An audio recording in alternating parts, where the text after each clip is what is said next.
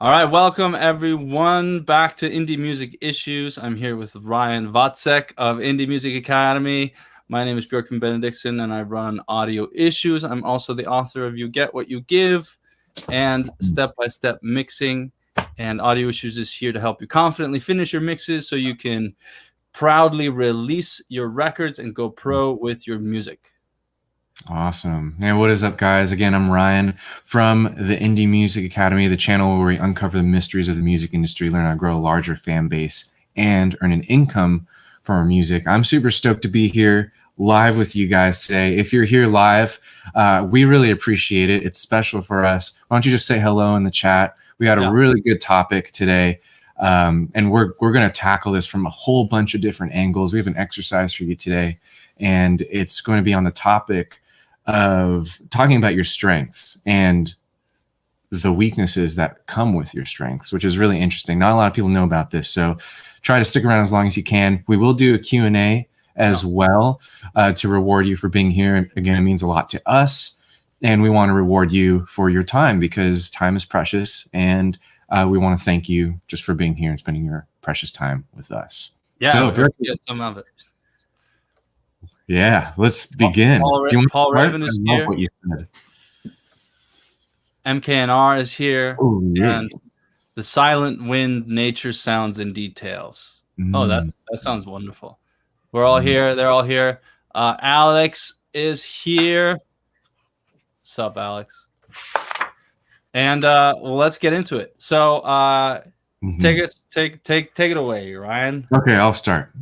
So there's this idea, and it's not a false idea, that you have to be talented to get far, right? It's true.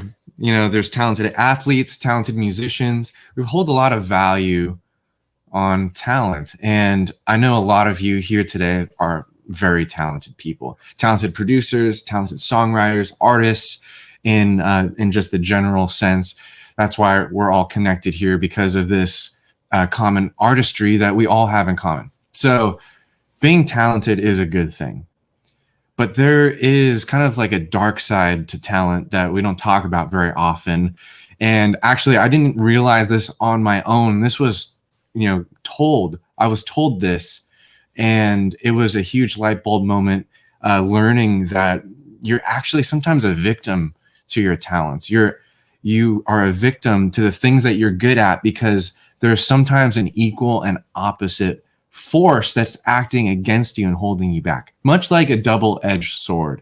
So the example that Björkman and I were talking about right before we hit live was, it's like the most common music one. And I've fallen victim to this. Probably some of you guys have fallen victim to this too. And if you have, type yes in the chat or something, just so we can all, as a community, know that we're in this together. But for me, it's using your ear, right, when you play, right? So guitarists, right, just learning the chords on guitar, on piano, playing by ear, right? That can be a really huge strength, right? Improvisation in songwriting, that's a great part of songwriting, by the way. If you can improvise and hum melodies and come up with something on the spot using your good ear, that's a great talent. It's a valuable talent to have as a musician. Let me know if any of you guys have this talent. But there's also a dark side to this too, where you can rely on your ear too much, and that can actually become a crutch when doing other things like learning music theory, learning how to read music, right? Understanding the mechanics behind what's actually happening in the chord changes, right? Leading tones, how should the melody fit over your chords and the harmonic progression?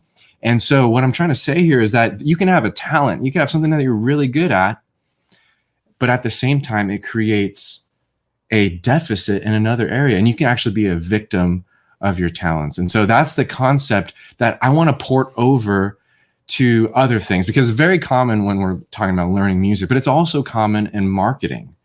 And you can have certain strengths in marketing, in promoting your music, and those strengths can become crutches. So we have a cool exercise for you today where we're going to work this out, and I'll help you try to find what strengths you're actually a victim to in your music career.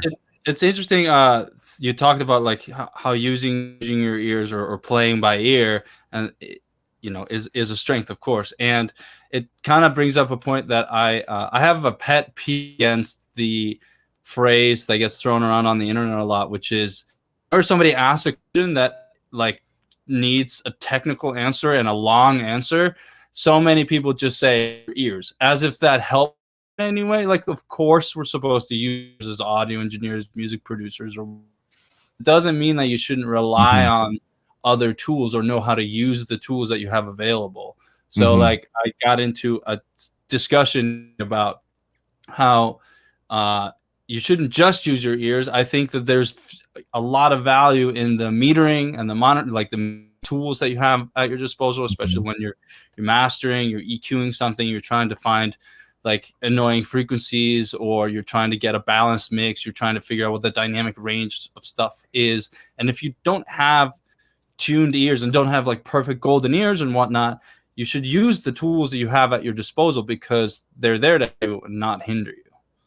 Hey, what I found, let me know if you're the same way too. What I found is like using the tools actually gave kind of like a definition to what I was hearing. And I don't mean definition like high fidelity, Right, right, but right. like in the dictionary, like I understood it more because of the tool.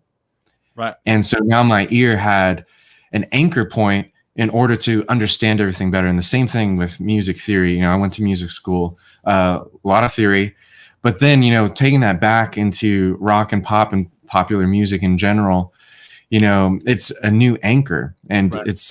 it's basically, and I think this is what music school is designed to do. Music school is designed to, address those weak spots, because a lot of people come into music school with great ears, natural talent.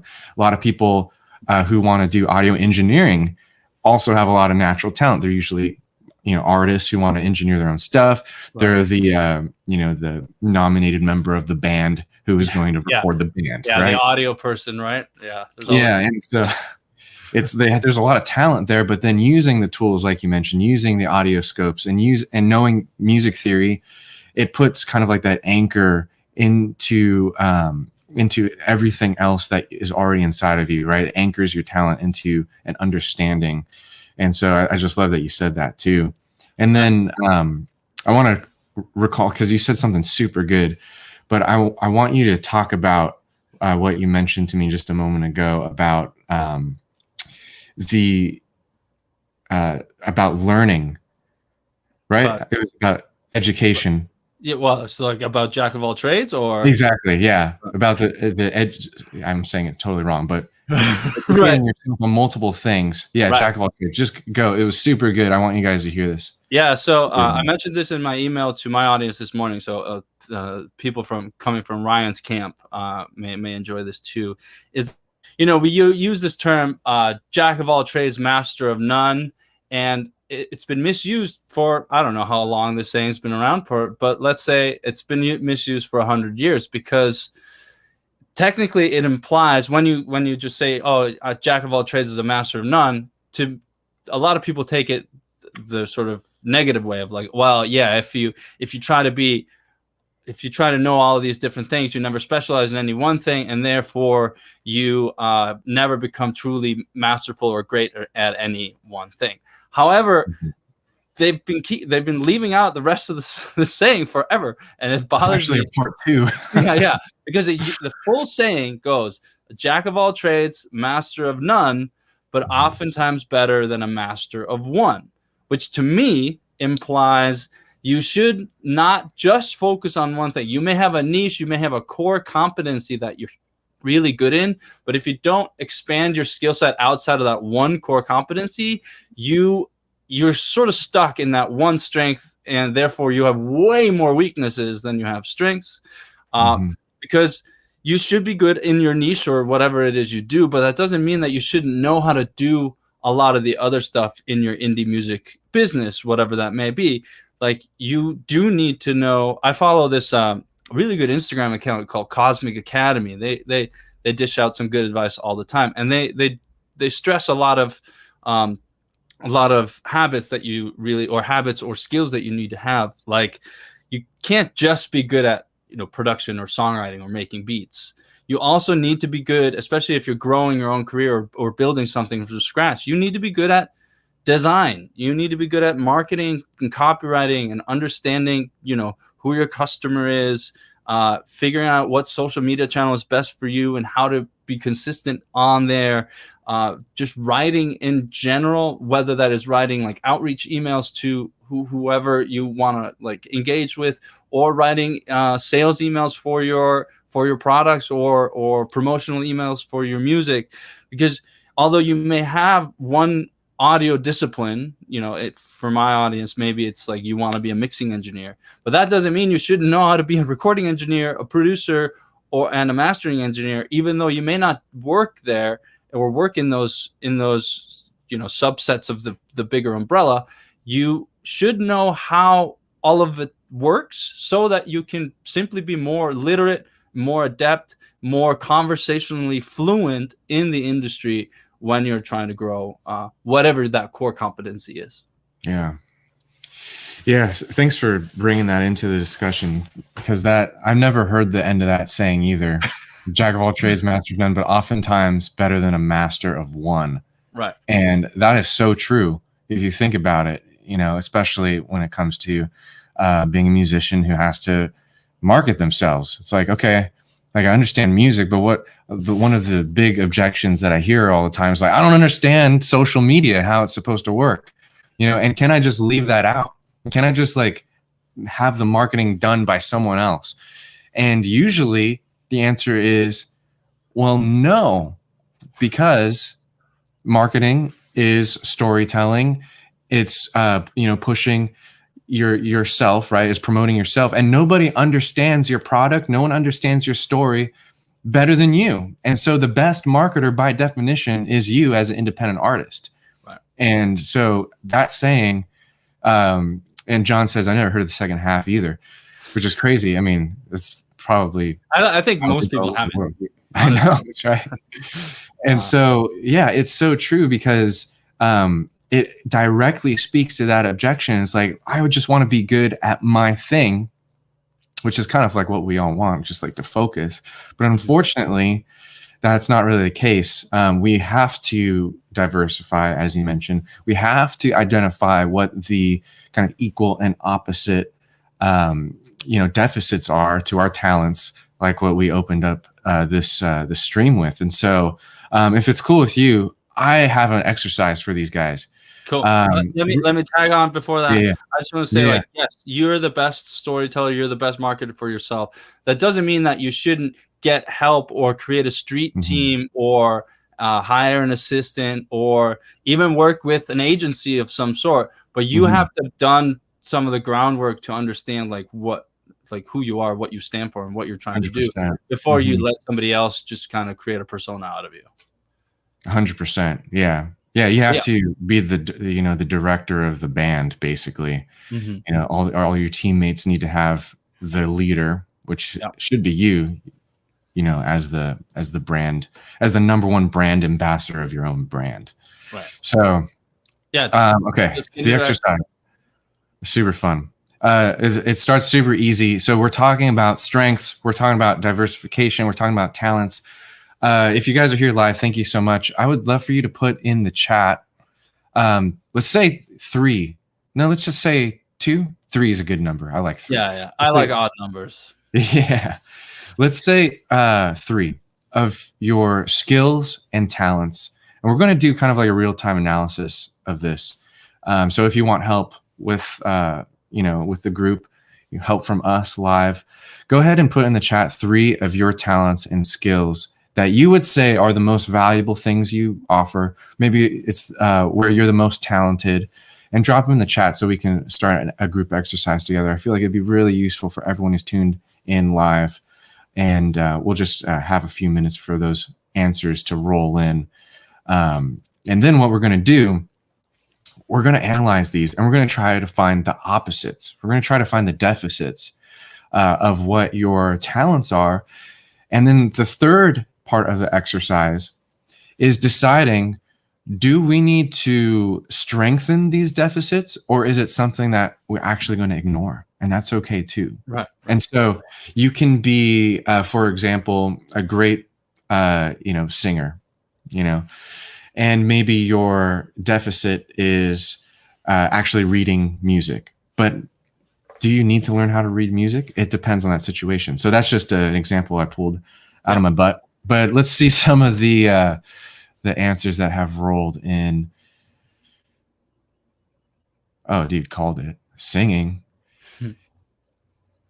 Doug says songwriter, producer, recording engineer. Songwriting, recording lyrics being the center of attention. Love it, John.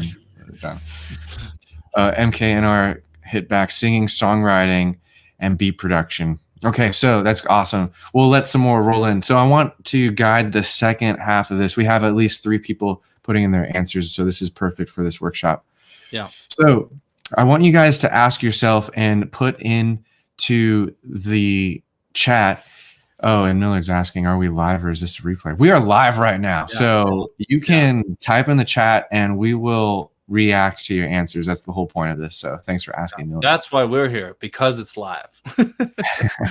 Yeah. Oh, we got another one in. Quentin says producing, mixing, and acting. Nice. All right. Okay, so let's I'm going to use someone as a guinea pig here to guide the second half of this exercise. And let's use Quentin, for example. So the next question, let's say producing, for example, can you think, and this is going to be unique for each one of you, okay? So you don't need to copy each other's answers. I want you just to think within yourself and your own experiences. But can you think of a time where producing actually put you at a disadvantage, right? Maybe, for example, you're producing your own stuff and the production is awesome, but maybe the lyrics were suffering because you used production as a crutch to make your song better when you're actually just trying to overcome a deficit that maybe exists without you knowing. So this is where some honesty comes out. I'd love for you just to, this is a safe place in case we had to say that.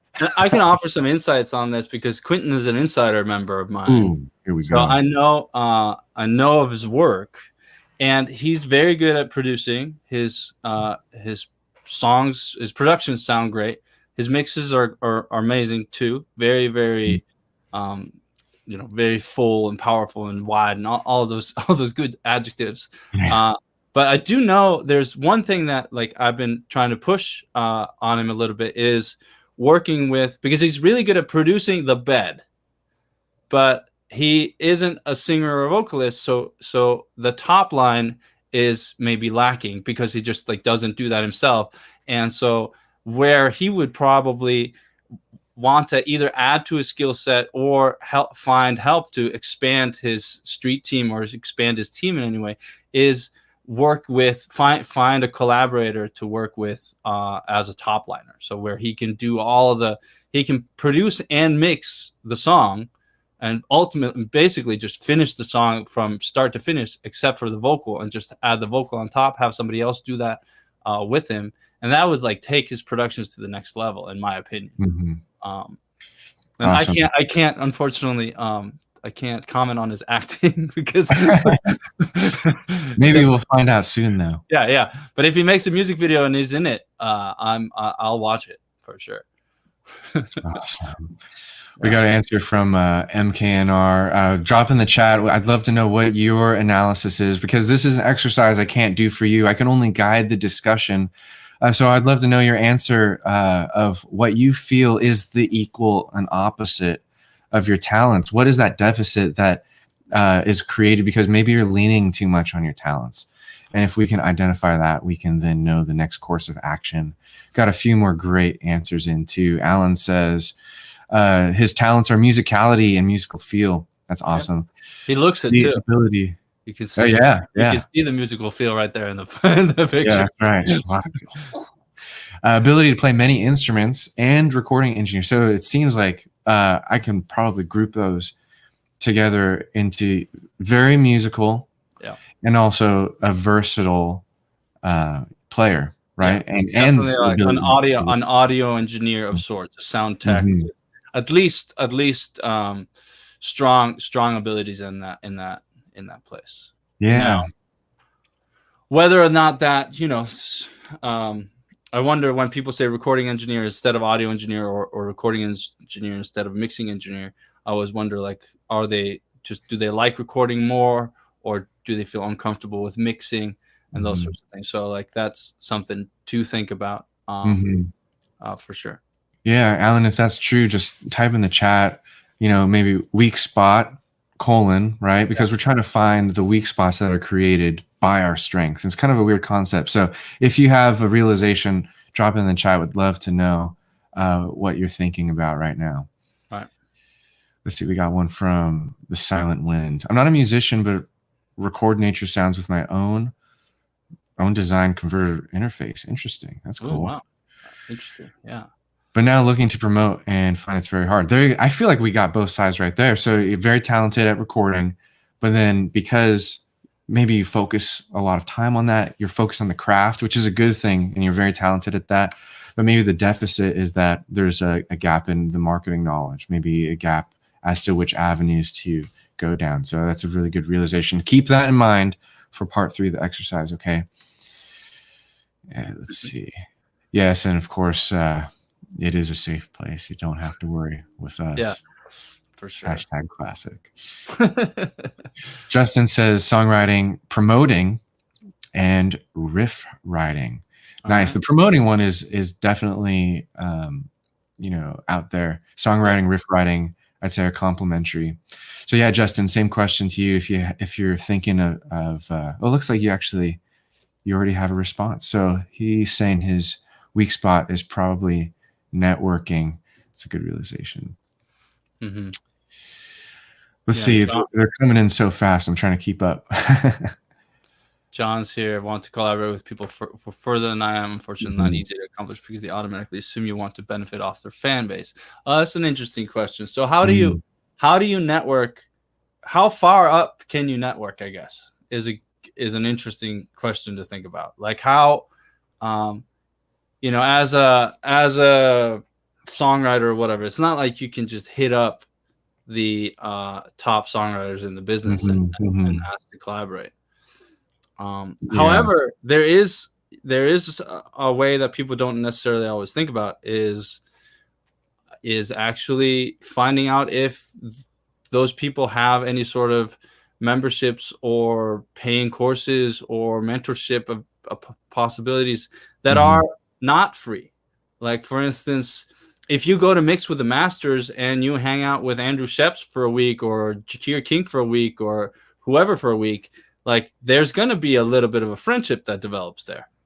And that might open up connections in that sort of way. So a lot of times, unfortunately, when people get to a high level, they're also very busy. And the reason they're at the high level is because they're focusing on their own craft and working on their own thing. Not that they're not paying it forward and paying it back, to somebody else, but they often do it in a way that isn't necessarily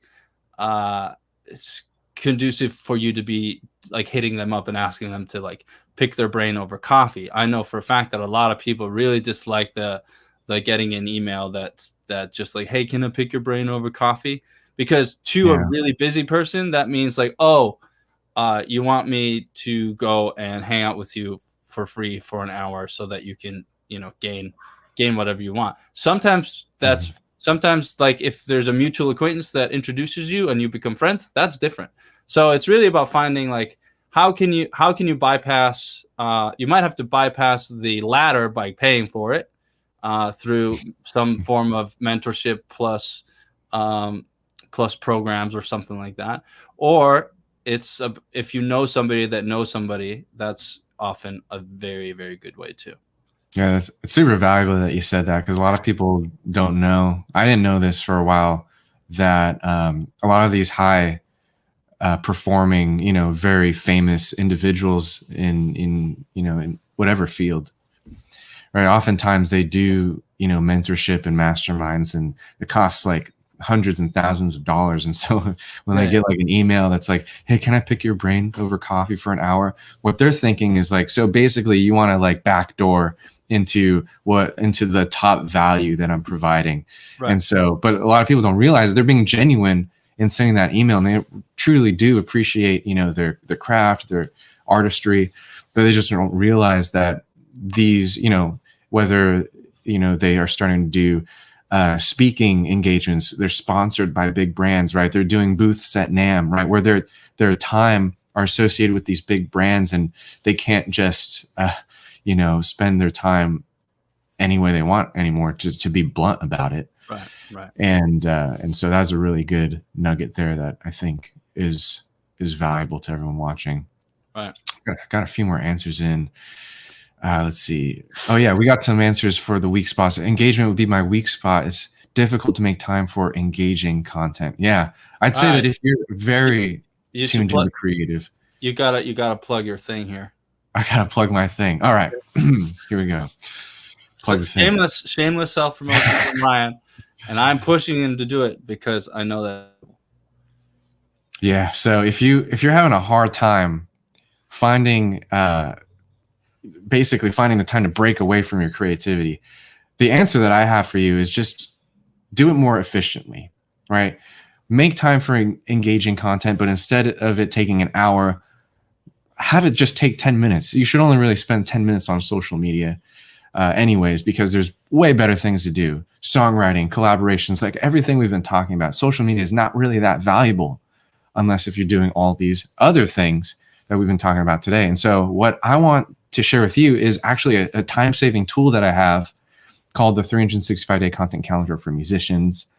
Some people here live with us have used this calendar for years, and it's really helped them create effective content that actually accomplishes the goal. And I don't want to get too much into the goal of social media, but to put it in a nutshell, the whole goal of social media is to create intimate relationships with your fans, right? So they can connect with you and become, long-term fans, create a real relationship.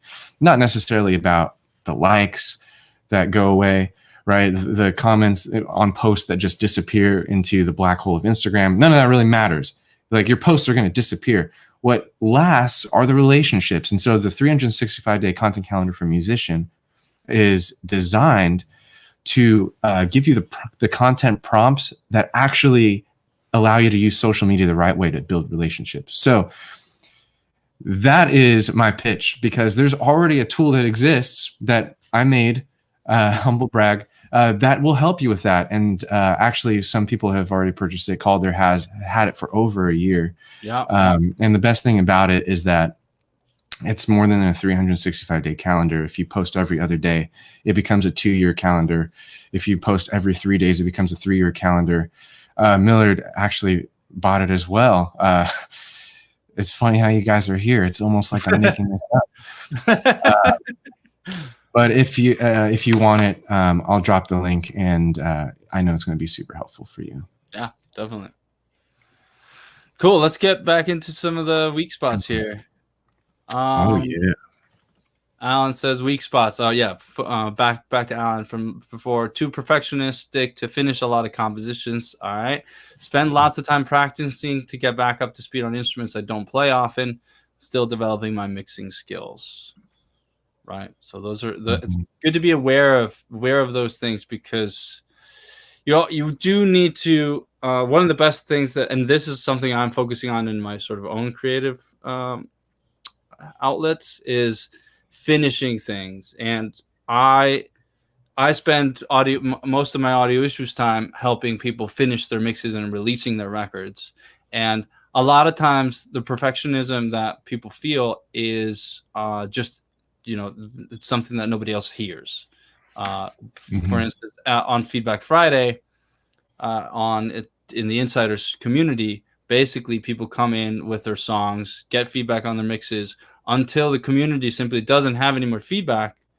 And at that point, we like to call that mix finished and ready to be released. So getting sort of collaboration, or like getting feedback from peers is super helpful to sort of get over that perfectionism, because perfectionism is just procrastination by another name. And it's basically you're just putting off finishing and moving forward. You're not actually being a perfectionist. You're just letting that, you're just creating a barrier instead of moving on with your composition.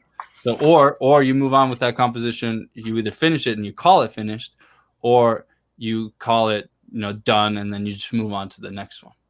So yeah, still developing mixing skills. Obviously, shameless plug for step-by-step mixing, super useful, has helped a lot of people improve their mixing skills, but I can only give you the techniques and the tips that make that stuff easier for sure, and it gives you the workflow that you need to actually get from rough recording to released record or finished mix, but you also do need to put in the time to practice. Yeah. So I think that's the perfect transition into the third step of this exercise, which is deciding if your deficit is worth investing time into to fix, right? Because there's the classic example in marketing where you have organic content like on YouTube, maybe social media, Instagram, organic traffic, blog posts is another great one, and then you have your paid traffic, your Facebook ads, your Instagram ads, your Google ads, and it's no stranger to this same phenomena that if you're really good at ads and you have a lot of traffic, a lot of clients, if you're a service provider, then your organic game will suffer because once again you're using it as a crutch. You're using your ad success as a crutch, and you're like, I don't need to write that blog post right now, right? Or I don't need to create that YouTube video right now because I'm already getting all the traffic I need from ads. And the opposite can be true as well. Like I already have all the fans I need from Instagram, and I don't need to run ads. And that can be a reverse situation. And so now that you know your deficits, the final question is, do I even need to fix this? And actually, Phil just put in a great comment. We can use him as the guinea pig. But he says he's a bass player that's deficient in playing guitar. He's a producer that is lacking in marketing and promotion, and also collaboration. And so let's just take, this is outlined so nicely, and thanks for writing it out like this. So let's take guitar playing, for example. Do you think it's worthwhile to actually increase your guitar playing skills? Or is that energy better spent elsewhere? Because you could understand what your deficits are and then decide, you know what, I'm okay with that. I'm okay not being a great guitarist because for my situation, for the goals I'm trying to accomplish, I actually don't need that. What I do need is to understand marketing better, or whatever the other answer is, right? So that's a prioritization, the prioritization element of this exercise, where not every deficit needs to be addressed. And that is a choice as well, right? You do have to choose whether or not you're going to address it, but that choice can be, you know what, I'm just going to leave it where it is. In marketing, you know what, I'm not going to touch ads because organic's working for me, and I'm just going to focus on organic, or whatever it might be. So what I want you to do is use this same train of thought, follow the exercises. Remember, I can only guide the thought process, but then I want you in the chat to type out your conclusion. Okay. So what are you going to do with your deficits? Maybe it'd be easiest to just list them out and say, yes, I am going to focus on improving my guitar playing.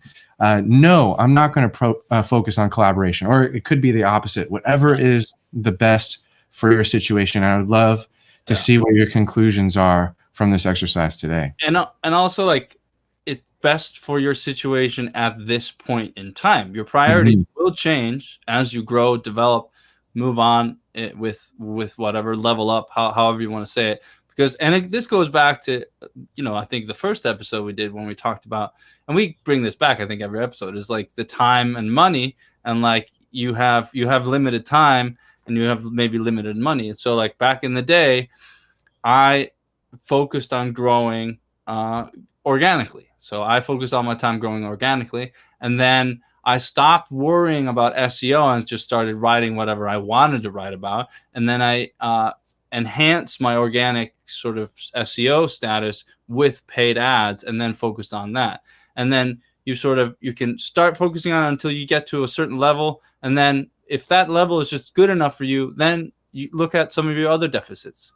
but don't try to improve in a ton of different places all at once, because Mhm. you only make like micro incremental improvements that won't move the needle in any way. But if you like focus on like what are the core deficiencies that I want to improve, because they will have a greater they will sort of multiply my strengths by adding that another skill set. Think of yourself as like you're creating a character in a role-playing game, right? Now you like your brute strength is at 6, but your intelligence is at 10. That's always how I would allocate my experience points. But then you're like, okay, like I definitely have this deficit because my strengths are only like 6. I will die in a hand-to-hand battle with a goblin, right? But Play a lot of so Skyrim, huh? yeah, but you want at that point you want to think, okay, my intelligence or whatever is up at a level that I can be comfortable with. I'm going to focus on improving this up to a level that I'm comfortable with, and then I will reevaluate who I am and what my skill set is. Yeah, that's Does that so make wise. Yeah. Yeah, Yeah, treat your career like a video game.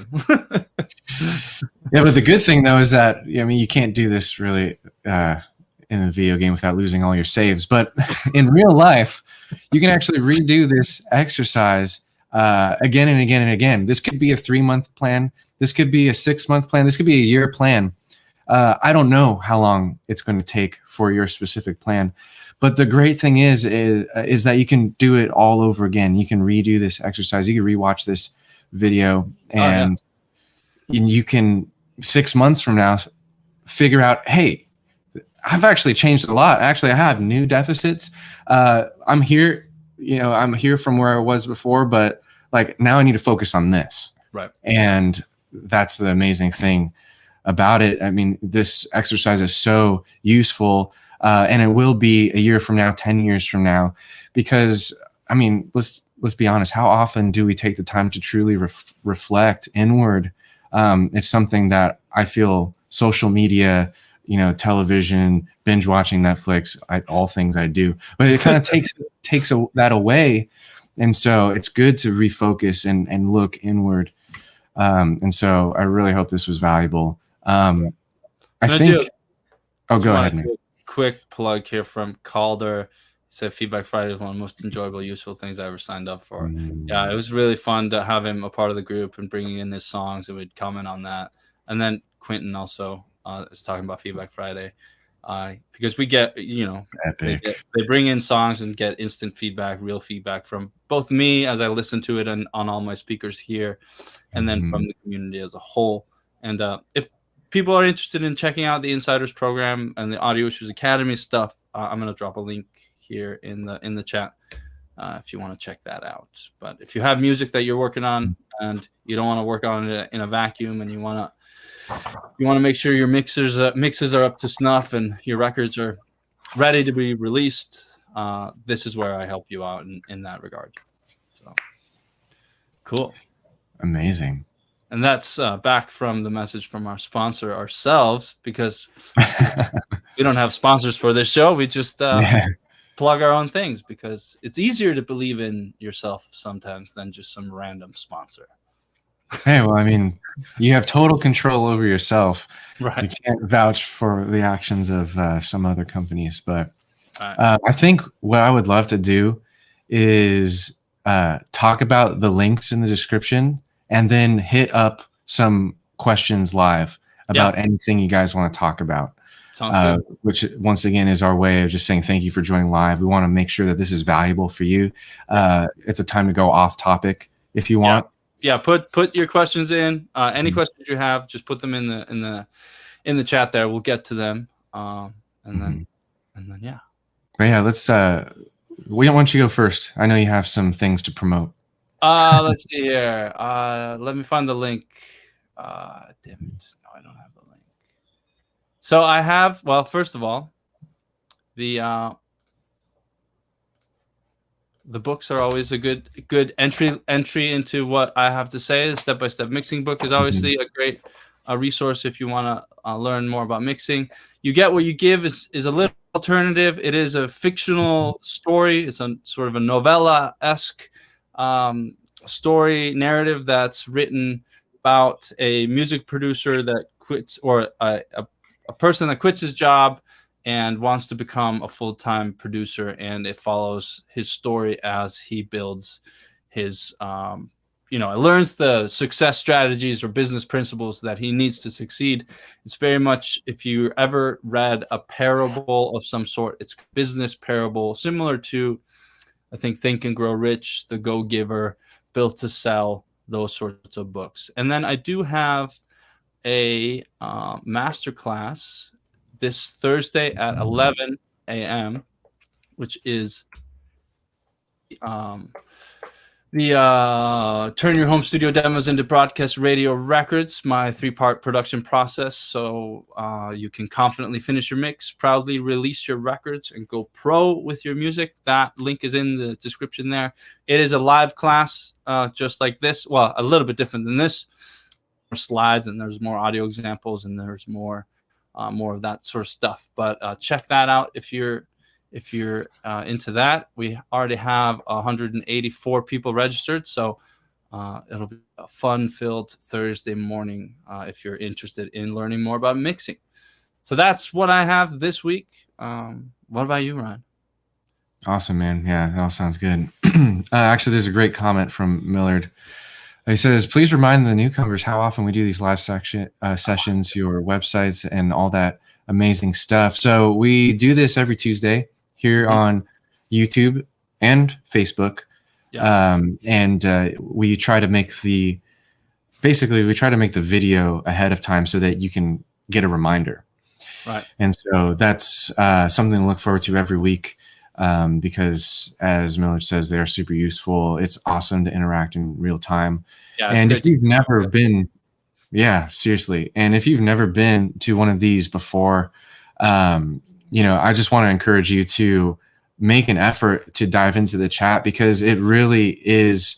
I know sometimes it can be nerve-wracking to like put your weaknesses and put it all kind of in a public place, but truly, like we're here to help. We really do have a heart for independent musicians, and that's really what both of our brands are focused on. My brand, the Indie Music Academy, actually has a free marketing workshop that I've prepared in advance for you. The link is in the description, whether you're on YouTube or on Facebook, I'm pretty sure, but it's a 3-video masterclass on what to focus on with music marketing. I talk about things like where Spotify plays a role, how to grow your email list, and how to lay the foundation for actually earning money with your music. And so that's a completely free workshop. Link is below. And then I also want to direct your attention to the sale that's happening this week on my website. So like I mentioned earlier, I make a lot of cool tools and time savers. And the great sale this week, I won't go into it too much, is just a great bundle where you save on a ton of tools. You get things like maps, master classes that just kind of explain everything in a really logical, really quick way, from music royalties to how to collect everything to how to create better content and how to structure your content so it makes the most impact, and even templates on when you're pitching your music, how to write the proper email structure and stuff like that. So these sales only get sent out to people on my mailing list. So if you go to indiemusicacademy.com, the sale's not going to be there. And it's because I want to give something special to the people who learn from me every day. I send out lessons on my mailing list. So if you want to not only get the sales and not only get daily lessons, but also get the free workshop, you can get it all by clicking that link in the description below. Very cool. Yeah, I don't know how, like I share so much more sort of subscriber only information to the email list. So same. If you want an easy way to get onto my email list, just go to mixfinisher.com and download your cheat sheet there, and you'll get a bunch of good stuff coming your way about mixing, releasing music, being more confident with your records in the technical side of record making and music production. Awesome. Very All cool. right. Let's dive into questions. Yeah, let's see if there's any questions here. Justin has a question about TuneCore. You ever used TuneCore? Yeah, dude, TuneCore is awesome. Okay, but there's some things you have to know.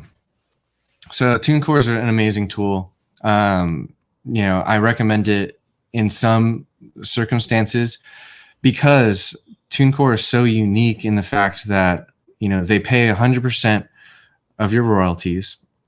However, it's one of the few distributors that actually has a recurring subscription per release, and that is like, whoa, like that is the most unique kind of like payment structure. And whenever I'm guiding someone and choosing a distributor, that's really the first question I ask. How do you want to pay for this? Right? What kind of payment structure do you want? Do you want something that's like one flat rate, unlimited songs for the whole year? Or do you want something that is more like CD Baby, where you pay one time and then your song is uploaded forever, right? You never have to pay a recurring fee, right? And TuneCore is in kind of almost in this third category where not only do you have to pay yearly, but you have to pay yearly per song. But you get a lot of interesting benefits from that. One of them being 100% royalty collection, whereas other distributors, my distributor AWOL, for example, takes a 15% cut, if I'm not mistaken. That might be 14. CD Baby also takes a cut around 15%.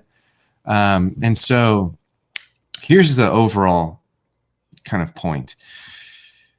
Just take a napkin, do some napkin math, and you'll easily find out if you're generating enough streams where TuneCore is worth it. Because I'll tell you what, the top artists, top independent artists who are doing numbers on Spotify, people like Russ, people like Chance the Rapper, they're actually making way more money from royalties than whatever that yearly subscription is, right? I know for a fact that Russ uses TuneCore, and he's been pretty public about his financials. And that break-even point is not that far away if you're gaining traction. If you're just starting out, it can seem super far away. So my answer about TuneCore is like, it's a great distributor. The pricing model might not make sense though, depending on where you're at in your career, and that's okay. You can always switch to TuneCore later. Your distributors are actually very flexible. It's not like, locking you into a lifetime contract. So hopefully that really long answer was helpful. I try to give you the right answer, not just, say, yeah, sign up for TuneCore. Sign up for TuneCore when it's the right time. And if it works out financially, like do that math, find your break-even point based off of your fan base size and how many streams you're getting. That's my recommendation. Yeah. We got a real wide question here. How do you properly market your music? Google Ads? I think that the best way to answer this is just to direct them to your workshop, right? Ooh, I couldn't have said it better myself. So here's the thing. Google Ads is just one method of traffic, okay? So there's a lot of words that in my workshop I teach you. Traffic is one of them. So traffic can come from a variety of sources. It could come from Google Ads. It could come from your Instagram. It could come from Instagram ads. It could come from basically organic sources or paid sources. Where are people coming from in general? Paid, yeah. Where are they clicking from? Is it an ad? Is it organic content? It could be from influencers, right? Influencer marketing. So to answer your question, how do you properly market your music? Well, to properly do it, you need a strategy that fits for you. And you need to understand what these tools do and then use and leverage these tools to your advantage so that you're, first of all, not losing money, right? Because you can lose a lot of money just like dumping into Google Ads. And furthermore, you also want to make it so that you can grow and also build relationships for the long term. So numbers, at the end of the day, don't really matter if those numbers don't result in fans and relationships. So I know it's a general answer, but it is a question that my workshop covers. I really would encourage you to check out the workshop, and that only just scratches the surface as far as everything that you can learn about marketing. There's a lot of great marketing courses at the Indie Music Academy website, one of them being the 80/20 course, which is linked in the description below. I designed the 80/20 course to be the best place to start if you are an independent artist beginning a career, marketing, monetization, fan base growth, all of it. Oh, dude, Javi's here. He went through the 80/20 workshop. He says it's a game changer. That's how I designed it, to kind of just be a one-stop shop to marketing and everything that you need. So I really hope that was helpful.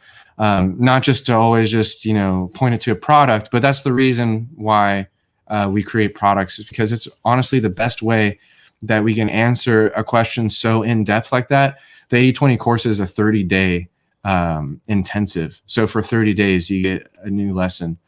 And so I really encourage you checking that out at least. Yeah. Douglas has a clarification. He says, to me, old school, been doing this for decades, a recording engineer is the top dog in the studio. He, she also is master level audio and mixing engineer, just FYI. Yeah, this is really just semantics. To me, a recording engineer is the person that is recording. And to me, an audio engineer is the umbrella category. And that's different to a sound engineer, which is a more intensive engineering aspect of like creating. They have more sort of electrical engineering skills than audio / music skills. But yeah, of course, this really just goes back to what we were talking about earlier of like, you have to have a multifaceted skill set and know how to do a lot of things, even though you might focus on one thing over the others. It's having the understanding of all the components that go into the machine that is your music career, and because that'll help you sort of find the path of least resistance in a way. But so yes, a recording engineer is a top dog, and that's just as much as a mixing engineer. But I think there are separate. There's this way to separate because there are mixing engineers that very rarely do any recording, so they tend to call themselves mixing engineers. There are mastering engineers that may do some mixing, but they call themselves mastering engineers. And a recording engineer is closer to being the guy in the floor, miking things up and making sure that what music is being played gets recorded nicely and well and high quality into whatever DAW or interface or preamps you're using. So, very cool. Yeah, I think we're sort of nearing the end here. Any other last minute questions here? Looks like there's a little DistroKid argument, which you're all for. Always warms my heart. I'm just joking. Yeah. Let's see. I think there was one that I maybe missed. Let's see.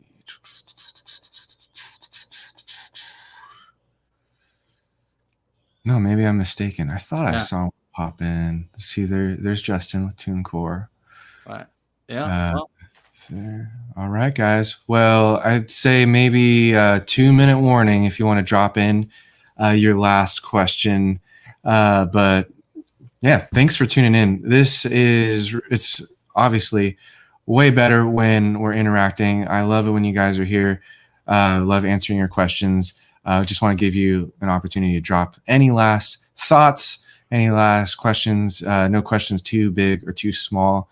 I promise to always give the most honest, most helpful answer that I can. And yeah, gosh, your guys' DistroKid comments. I like. I'm a big. Well, he's asking Fresh Tunes or Amuse. I just really like this guy's handle. I'm a big fan of the allergic to bullshit name here. Whoever this person is. But can you answer this question? Fresh Tunes or Amuse? So it's the same thing that really I said earlier. I'm not saying like, oh, you should have listened earlier, but I have no problem reiterating that the most important thing that I stress in the beginning is what is the pricing structure that's going to work for you. Okay. And the pricing structure also includes any cuts that are being taken out of your royalties on the way back in. So it might be free to upload and free to distribute, but what's the cut of your royalties? So that's part of the pricing structure too that I want to highlight. And so the combination of those two things is what I would look at first. And then once you find a distributor that you're happy with how much you're paying, it might be a monthly fee, it might be a yearly fee, it might be no fee, and you're happy with how your royalties are coming back, right? There might be a 15% cut, there might be a 9% cut, there might be 0% cut. Then what I would do, I would look at all of the features, and a feature that's important to me are the analytics that the distributor provides, because I think we all know Spotify for artists analytics are kind of garbage. And so I rely on my distributor a lot to understand in a deeper way what's happening. And then I also pay for Chartmetric. But analytics are super important to me. And then also any additional services that you would be interested in opting into. Sometimes they're free, sometimes they're add-on charge. But for example, CD Baby has show.co, which is a pre-save software, which can be pretty useful. And yeah, that's just one example. I know Symphonic Distribution has a lot of add-on promotion campaigns, and obviously you have to pay for these things, but it's like, what kind of ecosystem do you want to be a part of? And that's really what a distributor is, in addition to their base service of getting your music out there, but it's also kind of like a ecosystem of services. So that's really, hopefully, going to point you in the right direction for deciding. There's a couple questions here. One funny one. Let's go through this. I just wanted to clarify one thing. What's the major difference between these two courses, Mixing with 5 Plugins and Mix Finisher Formula? These are my courses, and the biggest difference between them is that Mixing with 5 Plugins is not available for sale on the market any longer, because I made Mix Finisher Formula. If you do have a link to a sales page that somehow has that active, do let me know so I can take it down. Love it. But Mix Finisher Formula is a bigger, it's my flagship program for mixing, and it has all of the lessons and more that Mixing with 5 Plugins has. One of the core modules in the Mix Finisher Formula is what I call the 5 plugin framework, which is basically my old Mixing with 5 Plugins course on steroids, plus all the other modules that are in there. So Mix Finisher Formula is just the new and improved version of everything that I've learned since I created Mixing with 5 Plugins that many years ago. So hope that answers your question. If you want to know more about Mix Finisher Formula, I do have the masterclass on Thursday. I will be talking about Mix Finisher Formula at the end of that masterclass in case anybody wants to join. But it also has a ton of really good content throughout the hour that I have planned before that. But if you want to know more about Mix Finisher Formula, do join us at the masterclass on Thursday. And then Damon asks here why my hair is perfect. I would say that Ryan's hair is more perfect than mine. Especially because your hair is a little bit closer to what it looks like in the cartoon. But to answer the question seriously, I've had the same hairdresser for years, and she knows exactly what I like. So damn, that's the real answer. Broke, don't fix it. Right. That's hilarious. Hey, should we leak our topic for next week? Yeah, if you remember what it is it luck? Yeah, I have the doc up. Okay. So yeah, we try to plan. Yeah.